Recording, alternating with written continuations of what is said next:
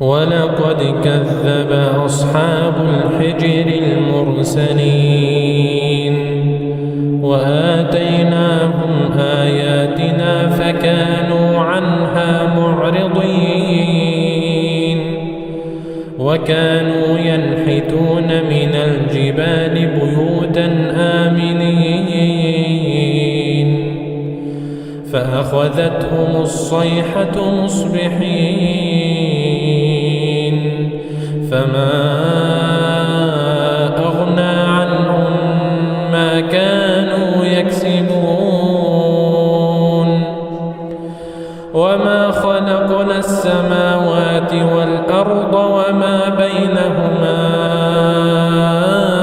إلا بالحق وإن الساعة لآتية فاصفح الصفح الجميل إن ربك هو الخلاق العليم ولقد آتيناك 7 من المثاني والقرآن العظيم لا تمدن عينيك إلى ما متعنا به أزواجا منهم ولا تحزن عليهم واخفض جناحك للمؤمنين وقل إني أنا النذير المبين كما أنزلنا على المقتسمين الذين جعلوا القرآن عضين فوربك لنسألنهم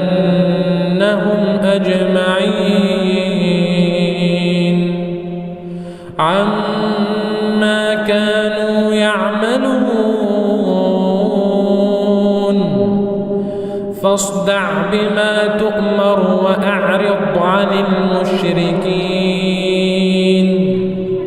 إنا كفيناك المستهزئين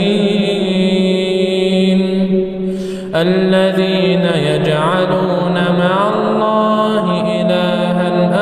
آخر فسوف يعلمون ولقد نعلم أنك يضيق صدرك بما يقولون فسبح بحمد ربك وكن من الساجدين